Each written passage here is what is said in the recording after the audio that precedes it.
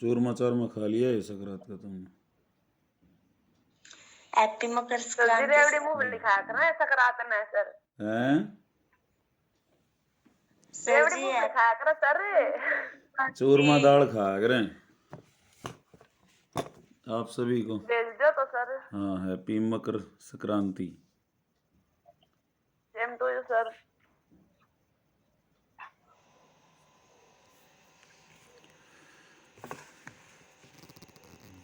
Thank you बेटा। अच्छा, अभी हम आज वेक्टर अलजेब्रा स्टार्ट करेंगे बेटा। जैसे नाम से ही क्लियर है, वेक्टर का अलजेब्रा। अलजेब्रा क्या होता है? जहाँ हम किन्हीं दो चीज़ों को जोड़ना सीखते हैं, घटाना सीखते हैं, गुणा करना सीखते हैं, भाग करना सीखते हैं, वो उसका अलजेब्रा कहलाता है। यहाँ पे वेक्टर क्या होता है? सबसे पहले हमें ये जानना चाहिए कि वेक्टर क्या होता है। जैसे जो अपना फिजिकल वर्ल्ड है, जो भौतिक संसार है, ये बायो वालों ने अलग से बांट रखा है, सजीव वस्तुएं, निर्जीव वस्तुएं। केमिस्ट्री वालों ने जैसे एलिमेंट्स, कंपाउंड और मिक्सचर, ऐसे ही एसिड, बेस, साल्ट, ऐसे बांट रखे हैं। तो जो फिजिक्स की बात आती है, फिजिक्स में क्या करते हैं हम? जो ऑब्जेक्ट्स होते हैं, जितनी भी फिजिकल ऑब्जेक्ट्स होती हैं, फिजिकल ऑब्जेक्ट्स वो होती हैं या तो उनको रियलाइज़ किया जा सके या फिजिकली देखा जा सके। हम फिजिकल का मतलब होता है भौतिक।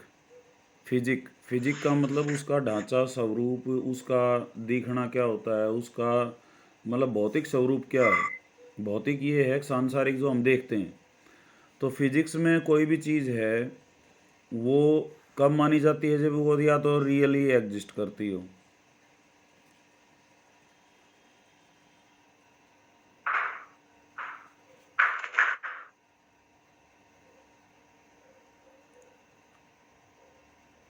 रियली एग्जिस्ट करती हो या एक्सपीरियंस किया जा सकता हो। हवा है, जैसे हम एक्सपीरियंस कर सकते हैं, देख नहीं सकते। रियल एग्जिस्ट करता हो, जैसे हम देख रहे हैं, कोई पुस्तक है, पेन है, कुछ भी है। एक्सपीरियंस कर सकते हो या एक्सपेरिमेंटली ऑब्जर्व कर सकते हो। एक्सपेरिमेंटली हम उसको देख सकते हो। तो ये सब फिजिक्स के अंदर जो है वस्तुएं आती हैं, फिजिकल ऑब्जेक्ट्स कहते हैं हम। तो फिजिक्स ने भी अपना जो है बंटवारा दो ढंग से कर रखा है। एक तो वो कहते हैं स्केलर हैं और एक बोलते हैं वो वेक्टर हैं। कोई भी चीज़ है वो ये डिसाइड करेगा ये स्केलर क्वांटिटी है, ये जो है, या वेक्टर क्वांटिटी है। अब स्केलर क्या होते हैं और वेक्टर क्या होते हैं? स्केलर वो होते हैं जिनमें मैग्नीट्यूड ओनली हो। ऑब्जेक्ट्स हैविंग मैग्नीट्यूड ओनली, सिर्फ मैग्नीट्यूड और कुछ नहीं हो। और इसमें क्या होता है वेक्टर में? ऑब्जेक्ट्स हैविंग मैग्नीट्यूड, कई मैग्नीट्यूड भी बोलते हैं इसमें, एंड डायरेक्शन आल्सो।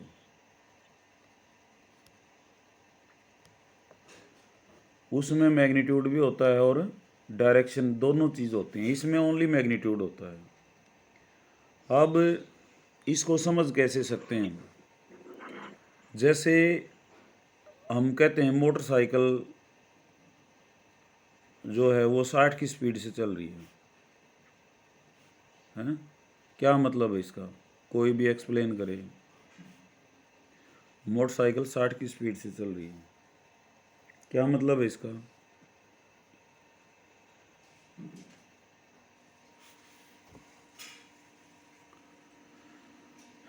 ये 60 क्या है यहाँ पे?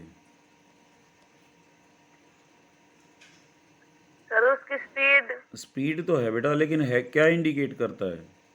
जैसे चीनी का रेट जो है वो 40 रुपये पर केजी है। तो हमें पता है कि 1 किलो का भाव, वो 1 किलो अगर लेनी है तो 40 रुपये देने पड़ेंगे, 2 किलो लेनी है तो 80 रुपये देने पड़ेंगे। तो मैं कह रहा हूँ 60 की स्पीड का क्या मतलब है?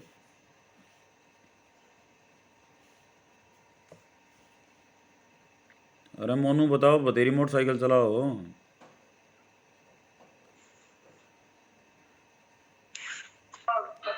डायरेक्शन नहीं, 1 घंटे में, इसका मतलब है स्पीड 60 की स्पीड का मतलब है चाहे वो किधर भी जा रहा हो, 1 घंटे में इन 1 आवर वो 60 किलोमीटर चला जाएगा।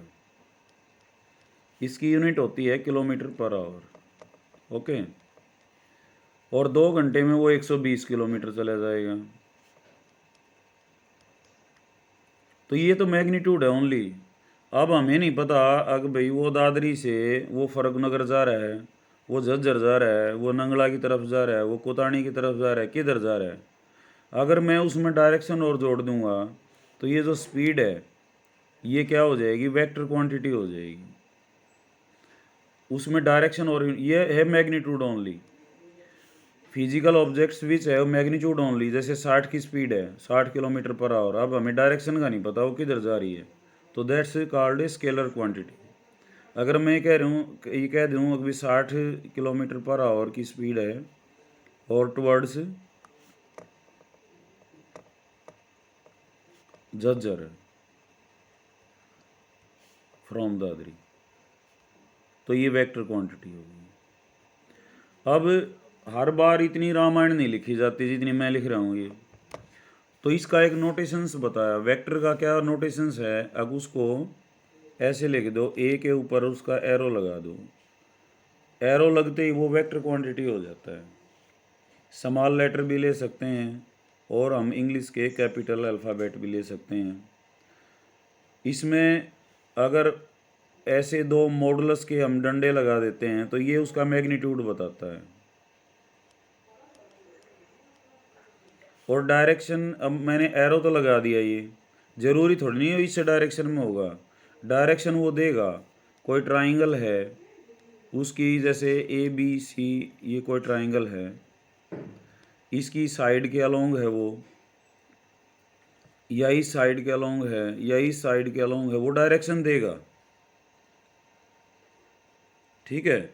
तो अभी हमने क्या देखा है, हमने स्केलर और फिजिक्स में जो ऑब्जेक्ट्स हैं उनको हम बांटते हैं स्केलर और वेक्टर क्वांटिटी में।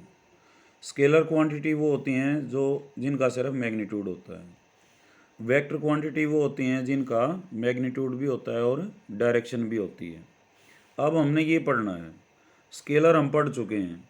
स्केलर हम अब तक पढ़ते आए हैं। 2 को 3 से गुणा कर दिया 6 आ जाता है, 2 में 3 जोड़ दिया 5 आ जाता है, 2 में से 3 घटा दिया -1 आ जाता है, 2 को 3 से भाग कर दिया वो 2/3 आ जाता है। ये सब आज तक हमने जो भी पढ़ा that was the scalar word. वो एक स्केलर क्वांटिटीज़ को हमने पढ़ना लिखना उनका जोड़ना, स्केलर अलजेब्रा पढ़ा है एक किस्म से। हमने स्केलर्स को ही जोड़ा है, स्केलर्स को ही घटाया, स्केलर्स को ही गुणा किया है, भाग किया है। लेकिन अब हम क्या पढ़ने जा रहे हैं, वेक्टर। दो वेक्टर्स को ऐड कैसे किया जाता है, इनका एडिशन क्या होता है, एडिशन ऑफ वेक्टर्स। पहले कंसेप्ट ऑफ वेक्टर्स, इसकी परिभाषा क्या होती है और कितने टाइप के होते हैं। फिर हमने इनका एडिशन, सबट्रैक्शन ऑफ वेक्टर्स और मल्टीप्लिकेशन, मल्टीप्लिकेशन, इनकी गुणा। भाग होता नहीं इनमें, नो डिवीजन। एडिशन होता है, सब्ट्रैक्शन होता है, मल्टीप्लिकेशन। एडिशन थोड़ा सा इम्पोर्टेंट है, मल्टीप्लिकेशन बहुत ज़्यादा इम्पोर्टेंट है। That's very very important. Question इसमें से आता है, इसका ज़्यादा प्रयोग होता है। वेक्टर और कोऑर्डिनेट ज्योमेट्री, अगला चैप्टर है हमारा कोऑर्डिनेट ज्योमेट्री। वो दोनों रिलेटेड हैं। कोऑर्डिनेट ज्योमेट्री को हम बगैर वेक्टर के नहीं पढ़ सकते। तो बहुत इम्पोर्टेंट है ये। एडिशन, इनको ऐड कैसे किया जाता है और मल्टीप्लाई कैसे किया जाता है। जैसे स्केलर में करते हैं हम, जोड़ते हैं घटाते हैं, वो हम पढ़ चुके हैं, 10वीं तक हमने यही पढ़ा है। 11वीं में थोड़ा सा वेक्टर आता है, लेकिन 12वीं में हमारा जो है यहाँ मैथ्स में एक टॉपिक आता है और फिजिक्स में तो होता ही होता है। तो इनको ऐड कैसे किया जाता है, पहले कंसेप्ट हमने दे दिया है। कंसेप्ट क्या होता है, objects having magnitude and direction also, जिसकी मैग्नीट्यूड भी हो और डायरेक्शन भी हो। टाइप क्या होते हैं? टाइप मैं अभी बताता हूँ। यहाँ टाइप कुछ हम साथ साथ ही बताते जाएंगे। सबसे पहले होता है यूनिट वेक्टर। यूनिट वेक्टर क्या होता है? ए वेक्टर हैविंग मैग्नीट्यूड ओनली। अच्छा, कोई इसमें बिल्कुल भी नहीं घबराना है, बहुत आसान क्वेश्चन आएगा। पहले मैं ये समझा रहा हूँ, इसको समझ लो। पेपर में ये मैं जो समझा रहा हूँ ये कुछ नहीं आना, लेकिन इन बातों को हमने ध्यान रखना है। पेपर में जो आएगा वो मैं बताऊँगा, वो बहुत ही आसान है। उसमें कोई गिनती की दो बातें हैं, दो तीन बातें।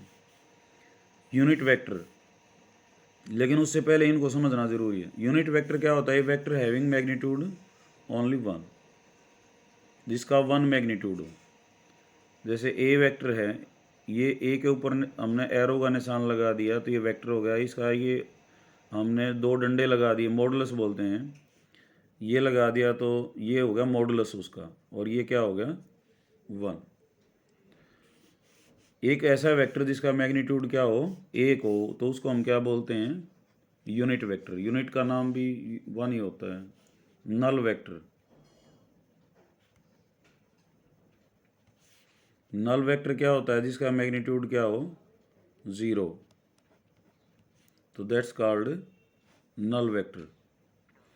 और जो है कई तरह के वेक्टर आएंगे, अब हम ज़्यादा इसमें डिटेल में नहीं जाएंगे। अब हमने इनका एडिशन देखना बेटा। एडिशन कैसे होता है? उससे पहले यूनिट वेक्टर की बात मेरे को ध्यान में आ रही है।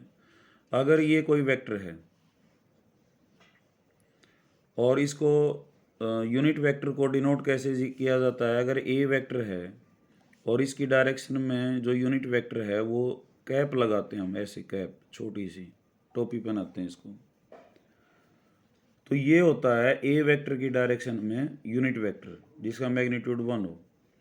अब इसकी डायरेक्शन में मान लेते हैं 7 लेंथ है, ये 7 यूनिट है, तो यहाँ से यहाँ तक का जो वेक्टर है पी से क्यू तक का, वो क्या हो जाएगा? 7 ए कैप।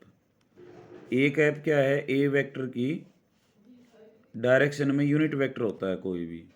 और किसी भी वेक्टर की डायरेक्शन में यूनिट वेक्टर निकालना हो तो क्या करते हैं हम? उस वेक्टर को उसके मैग्नीट्यूड से भाग दे दो, तो जो आएगा वो उसकी डायरेक्शन में यूनिट वेक्टर आ जाएगा। That's very important. जब भी कोई वेक्टर है और उसकी डायरेक्शन में हमने यूनिट वेक्टर निकालना है तो क्या करेंगे? वो वेक्टर लिखा और उसके मैग्नीट्यूड से उसको डिवाइड कर दिया, तो उसकी डायरेक्शन में एक यूनिट वेक्टर आ जाता है जिसकी लेंथ वन होती है। ये काफ़ी यूज़ होता है आगे। एडिशन, एडिशन का एक रूल है बेटा। यहाँ एडिशन के दो रूल हैं। ये अलजबरा में क्या होता था? पहले स्केलर में 2 में 3 जोड़ दिया 5 आ गया, 3 में 2 जोड़ दिया 5 आ गया। ऐसा यहाँ कुछ नहीं है। एडिशन के यहाँ रूल हैं, उनको बोलते हैं law of vector addition, vectors के जोड़ के नियम। पहला है triangle law.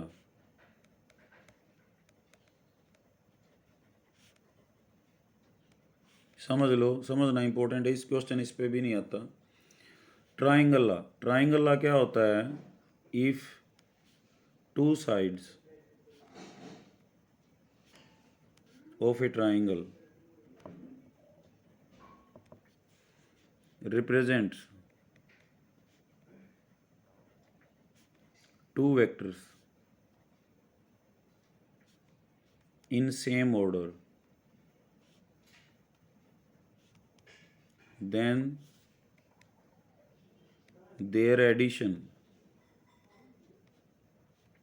is represented by third side taken in opposite order।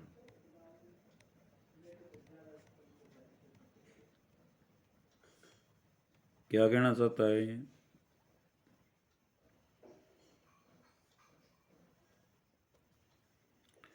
A P Q R ले लेता हूँ। ये कहता है दो वेक्टर हैं, एक तो ये ए वेक्टर है पी से क्यू तक, सेम ऑर्डर का मतलब इसी डायरेक्शन में। ये बी वेक्टर है क्यू से आर। तो इन दोनों का जो जोड़ है वो क्या होगा, वो ऑपोजिट ऑर्डर में। ये ऐसे एंटी क्लॉकवाइज था ये, तो क्लॉकवाइज सेंस में जो आएगा पी आर, ये इनका जोड़ होगा। यानी कि पी से R vector is equal to A vector plus B vector. Scalar में ऐसा नहीं होता था। स्केलर में क्या होता है, आगे त्रिभुज की दो भुजाओं का जोड़ तीसरी से सदैव बड़ा होता है। यहाँ क्या नज़र आ रहा है, वेक्टर के हिसाब से अगर दो भुजाओं का जोड़ वो तीसरी के बराबर है, लेकिन वो in the sense of vector है, इसमें डायरेक्शन शामिल है, इसमें मैग्नीट्यूड शामिल है और डायरेक्शन दोनों शामिल हैं। तो इसलिए जब भी हमने ट्राइंगल बना ली और हमने जोड़ लिखना पड़ जाएगा, तो पी क्यू और आर क्यू आर, इसका जोड़ क्या आ जाएगा, ऑपोजिट साइड वाला पी आर। ऐसे ही अगर मैं ऐसे लिख दूं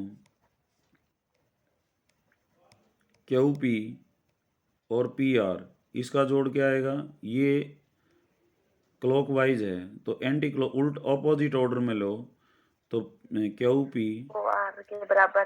प्लस पी आर किसके बराबर हो जाएगा, क्यू आर के बराबर हो जाएगा। इस साइंस को समझना है बस, इसमें ज़्यादा कोई एक्सपेरिमेंट नहीं होते, ज़्यादा क्वेश्चन नहीं होते। उसके बाद जैसे मान लेते हैं ए वेक्टर है पी से क्यू, तो इसका नेगेटिव जो है वो क्या होगा, ये ए वेक्टर तो था पी से क्यू, तो इसका नेगेटिव क्या होगा, क्यू से पी हो जाएगा उल्टी सेंस में। ये पी से क्यू था तो इसका माइनस क्या हो जाएगा, क्यू से पी हो जाएगा। तो ये ट्राइंगल लॉ था। ट्राइंगल लॉ क्या कहता है, if two sides of a triangle are represented by two vectors in same order, same order में दो हमने ले ली, तो थर्ड जो है साइड ऑपोजिट ऑर्डर वाली क्या होगी, इन दोनों के जोड़ के बराबर होगी। एक है पैरेललोग्राम लॉ, तो वो इसी में से विड्रॉ हुआ है। ये कहता है पैरेललोग्राम को कंप्लीट कर लो, ठीक है।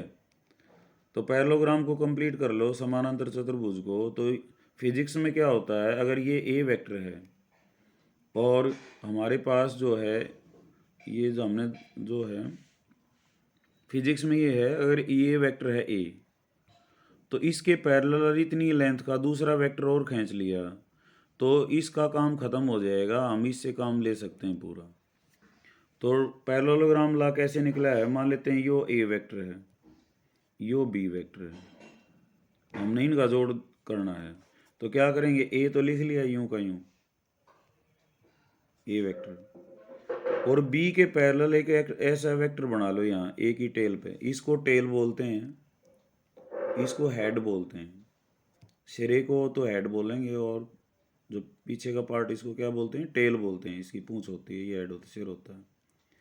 ये बी बना लिया हमने। अब कहता है इस पैरेललोग्राम को पूरा कर लो और जो डायगोनल आएगा वो क्या आएगा, दोनों का जोड़ आएगा, ये ए वेक्टर प्लस बी आएगा।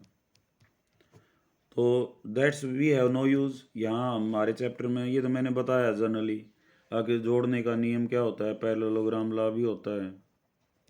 उसको कैसे कहेंगे, if two vectors are represented by two adjacent sides of a parallelogram then the diagonal of the parallelogram will be the sum of these two vectors. और हमने ना तो ज़्यादा इसका यूज़ करना, ना इसका थोड़ा बहुत यूज़ होना है, वो हम कर लेंगे।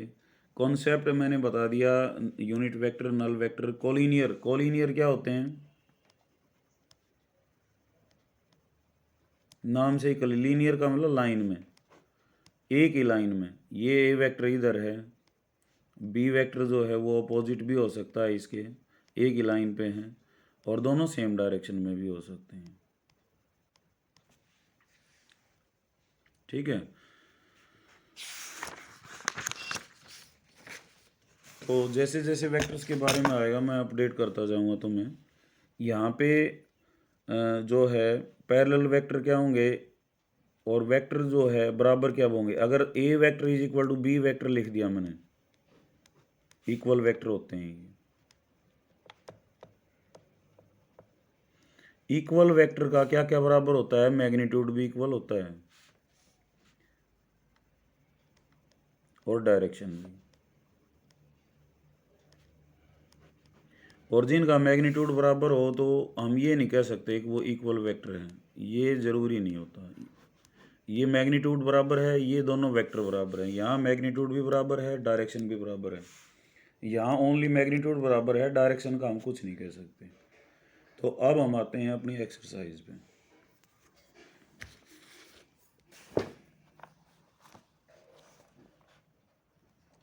जो बात समझ में नहीं आए बेटा वहीं टोक देना, वही पूछ लेना, मेरे को आगे नहीं बढ़ने देना है। जब तक जस्टिफाई नहीं हो लो, क्लियर नहीं हो ले टॉपिक, तो आगे नहीं चलना है। वो मेरा काम है, उसको मैं कैसे भी समझाऊं। I will make it clear. Okay sir.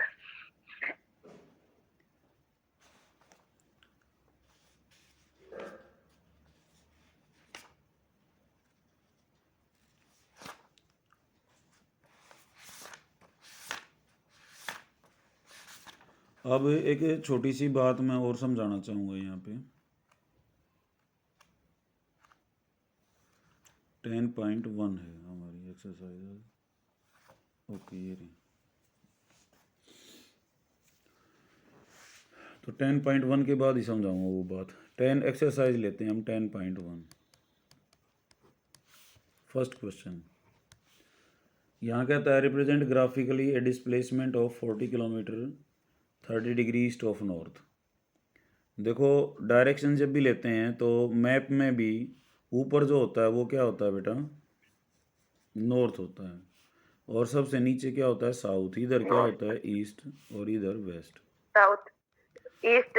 हाँ, ज्योग्राफी में भी समझाया जाता है, जब भी हम नक्शा देखते हैं तो ऊपर क्या होता है, नॉर्थ, और नीचे क्या होता है, साउथ। अब डिस्प्लेसमेंट होता है फिजिक्स में सरकना किसी चीज़ का। तो 40 किलोमीटर है और 30 degree east of north, north है, तो नॉर्थ की जो डायरेक्शन है वो ईस्ट की तरफ भी हो सकती है और वेस्ट की तरफ भी। तो कहता है नॉर्थ ईस्ट के साथ कितना एंगल बना है उसका, 30 डिग्री का, और ये डिस्टेंस कितनी है, 40 किलोमीटर। तो ये दिखाना था, यही तुम्हारा आंसर है और कुछ नहीं है। दूसरा, classify scalar and vectors. Scalars क्या होते हैं, जिनमें मैग्नीट्यूड होता है, और वेक्टर्स जिनमें डायरेक्शन होती है। तो 10 किलोग्राम लिख रखे हैं, तो इसमें कोई डायरेक्शन नहीं है, तो ये क्या हो जाएगा, स्केलर। स्केलर। और 2 मीटर्स और नॉर्थ वेस्ट भी लिख दिया, तो डायरेक्शन भी दे दी और मैग्नीट्यूड भी हो गया, तो ये क्या हो जाएगा बेटा, वेक्टर। 40 डिग्री ओनली डिग्री है ये, तो इसमें कुछ भी मैग्नीट्यूड और डायरेक्शन कुछ नहीं है इसका, मैग्नीट्यूड है ओनली, तो ये क्या हो गया, स्केलर। उसके बाद 40 वाट, नो डायरेक्शन, शक्ति का है ये मात्रक, पावर का, तो ये क्या हो जाएगा, स्केलर। उसके बाद 10-19 कूलम, तो ये फोर्स का मैग्नीट्यूड दे रखा है, डायरेक्शन इसमें भी नहीं है, तो ये क्या है, स्केलर क्वांटिटी। और 20 मीटर पर सेकंड स्क्वेयर, ये एक्सेलरेशन का मैग्नीट्यूड दिया हुआ है, डायरेक्शन यहाँ भी नहीं दी हुई है, तो दैट्स आल्सो स्केलर। थर्ड जो क्वेश्चन है, यहाँ कहता है स्केलर और वेक्टर बताना, टाइम पीरियड। टाइम पीरियड है समय अंतराल, तो उसको किस में मापते हैं, सेकंड में। सेकंड क्या होता है, समय क्या होता है, स्केलर क्वांटिटी। डिस्टेंस, डिस्टेंस भी क्या होती है बेटा, स्केलर क्वांटिटी। वेक्टर होती है स्केलर। डिस्प्लेसमेंट। डिस्प्लेसमेंट में डायरेक्शन बताना पड़ता है उसको, जैसे पहला एक क्वेश्चन था। Velocity, speed, rate of change of distance. Velocity क्या होती है? Rate of change of displacement.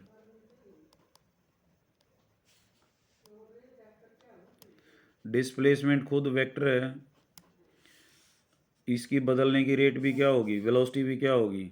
Vector होगी। और rate of change of velocity acceleration होता है। एक्सेलरेशन सुना हो ना, गाड़ी में एक्सेलरेटर होता है, उसको रेस को दबाते ही क्या होगा? गाड़ी की स्पीड चेंज हो जाएगी, velocity change. Rate of change of velocity क्या होता है? एक्सेलरेशन। ये भी क्या हो जाएगा?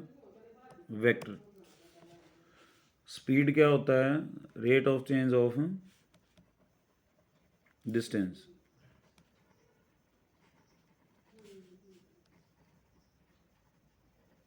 तो ये क्या है बेटा? स्केलर क्वांटिटी, क्योंकि डिस्टेंस क्या था? स्केलर, उसके बदलने की दर भी स्केलर। वेलोसिटी हो गया। वर्क डन, कार्य करने की अक्षमता को ऊर्जा को। Work done is a form of energy, is a form of energy.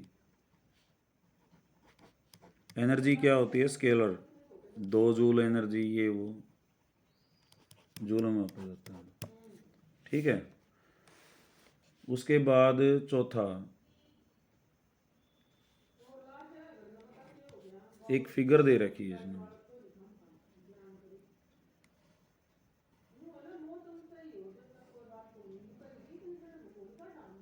ये ए वेक्टर, ये इधर दिखा रखा है इसने, बीच में भी दिखा सकता है ये। और ये है बेटा बी वेक्टर, ये है सी वेक्टर। सी मन गलत ले लिया, ये है डी वेक्टर। सी इधर है बेटा, दूसरी साइड। ठीक है। ए की डायरेक्शन ये है, बी की ये है, सी की ये है, और डी इनके अपोजिट है। जोड़ के हिसाब से ए बी सी का जोड़ क्या होगा? क्योंकि ये सेम ऑर्डर में है। ऑपोजिट ऑर्डर वाला क्या होता है? D vector. पहली बात तो किस किस का जोड़ है? ए प्लस बी प्लस सी। जो ट्राइंगल लॉ था ना, उसको एक्सटेंड भी कर सकते हैं, पॉलीगन लॉ ऑफ वेक्टर्स भी होता है। सारे सेम ऑर्डर में और एक अकेला अपोजिट ऑर्डर में हो तो उन सब का जोड़ होता है। तब इसने पूछा को इनिशियल। को इनिशियल, जैसे नाम से, को का मतलब एक जैसे, इनिशियल का मतलब शुरू होने वाले हैं। तो एक ही पॉइंट से शुरू, टेल जो है दोनों की एक ही हो। जैसे यहाँ ए की और किसकी है? डी की। तो ये क्या है? ए और डी आर को इनिशियल। इनिशियली का मतलब बोलते हैं ना शुरुआत में, तो जिनकी शुरुआत एक ही पॉइंट से हो रही हो। इक्वल, इक्वल वेक्टर क्या होंगे? जिनकी लेंथ भी बराबर और डायरेक्शन भी सेम हो। अब ये डी वेक्टर है, नीचे की तरफ है ना, और ये बी, और ये स्क्वायर है, इनकी लेंथ भी बराबर है और डायरेक्शन भी सेम है। फिजिक्स में पैरेलल डायरेक्शन को सेम माना जाता है। तो इक्वल वेक्टर कौन कौन से हैं हमारे? D vector and b vector. अच्छा, कोलिनियर बट नॉट इक्वल।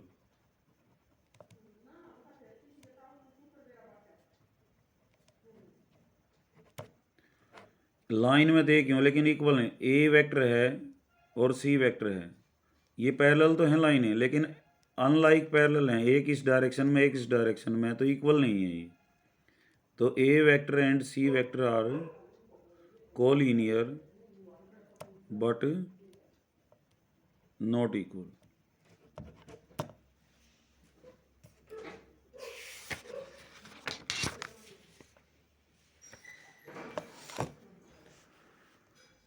पांचवा, आंसर एज ट्रू और false. A vector and minus a vector are collinear. बिल्कुल ठीक है। ये कोलिनियर क्या होते हैं, एक ही लाइन में होने चाहिए। अगर ये पी से क्यू हमारा ए वेक्टर है तो माइनस ए वेक्टर क्या होगा बेटा, क्यू से पी। ठीक है, इसकी ये तो ए वेक्टर है और ये वाला क्या हो जाएगा, माइनस ए। डायरेक्शन अपोजिट होती है ए और माइनस ए की, बाकी काम वही होते हैं। तो दैट्स आर कोलिनियर। कैसा है ये, true. Two collinear vectors are always equal in magnitude, no. हम एग्जांपल देके समझाएंगे इनको। Two collinear vectors are always equal in magnitude. जैसे ये वेक्टर है ए और इससे बड़ा वेक्टर है बी, लेकिन पैरेलल हैं, तो ये कोलिनियर हैं, एक ही लाइन में हैं, पैरेलल। इनको ऐसे भी दिखा सकते हैं, पी क्यू आर। पी से क्यू तो ए वेक्टर है और क्यू से पी से आर हमने बी वेक्टर ले लिया। तो इनकी लंबाइयाँ बराबर अलग अलग हैं लेकिन डायरेक्शन एक ही है। यहाँ से यहाँ तक मैंने क्या ले लिया, बी वेक्टर, और ये क्या था तुम्हारा ए वेक्टर। ए वेक्टर कहाँ से कहाँ है, पी से क्यू तक। बी वेक्टर है पी से आर तक। तो इनके magnitude of A vector is not equal to magnitude of B vector, but A and B are collinear. Third, two vectors having same magnitude are collinear, no. Two vectors having same magnitude are collinear। ये a vector है p से q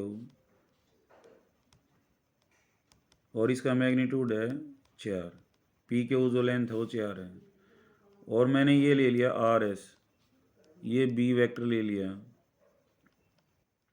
इसकी भी length 4 है लेकिन direction इसकी इधर है इसकी इधर है, तो they are not equal. A vector is not equal to B vector, but magnitude of A and magnitude of B are both same, और वो कितने हैं, 4 है। और लास्ट है इसमें फोर्थ ऑप्शन बेटा, two collinear vectors having same magnitude are equal, no. ये भी ज़रूरी नहीं है, अगर कोलिनियर भी बता दिया तो ये इक्वल नहीं, ज़रूरी नहीं है। क्यों नहीं है मैं बताता हूँ। ये मान लेते हैं ए से पी से क्यू, ये तो ए वेक्टर है और बी वेक्टर है तुम्हारा क्यू से पी, ठीक है। तो ये माइनस ए के बराबर होगा। तो ये एक ही लाइन में भी हैं, मैग्नीट्यूड भी उनका बराबर है, क्योंकि मैग्नीट्यूड ऑफ ए किसके बराबर है, P Q. Magnitude of B है वो भी किसके बराबर है, पी क्यू। लेकिन एक इस डायरेक्शन में है, दूसरा ऑपोजिट डायरेक्शन में है। और इक्वल वेक्टर कब होते हैं, जब उनकी डायरेक्शन भी क्या हो, हैविंग सेम डायरेक्शन। सेम। लेकिन यहाँ डायरेक्शन क्या है, अपोजिट है, तो इक्वलिटी नहीं हो सकती। कोलिनियर हो गए एक ही लाइन में, मैग्नीट्यूड भी बराबर होगा लेकिन सेम डायरेक्शन नहीं है, तो ये आल्सो नॉट ट्रू, फॉल्स है।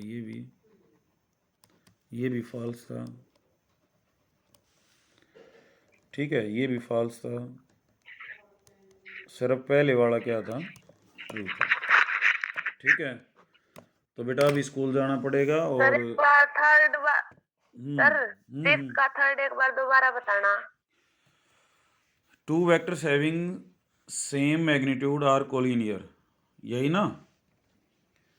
Yes sir. तो ये कहता है मैग्नीट्यूड तो सेम है और तो कहता है वो कोलिनियर होंगे, तो नहीं, कोई ज़रूरी नहीं है वो कोलिनियर हो भी सकते हैं, नहीं भी हो सकते, क्योंकि मैंने उदाहरण दे दिया। यहाँ इसका 4 मैग्नीट्यूड था, ए का लेंथ 4 यूनिट है, 4 सेंटीमीटर है, 4 मीटर है, कुछ भी ले लो। इसकी भी 4, इसकी डायरेक्शन क्या है, इधर जा रहा है ये, इसकी डायरेक्शन किधर है, ये इधर आ रहा है। और to vectors having same magnitude, ये कहता है वो कोलिनियर होंगे। ये कोलिनियर कहाँ है, ये तो अलग अलग हैं। कोलिनियर वो होते हैं जो एक ही लाइन में हो या पैरेलल हो, ऐसे ओके सर। ये बात है। ठीक है, तो अगली एक्सरसाइज बहुत इम्पोर्टेंट है, एडिशन की है, बहुत आसान है। इसको हम इसको शाम को ही कर लेंगे, फिर प्रोडक्ट रह जाएगी। ठीक है, थैंक यू बेटा।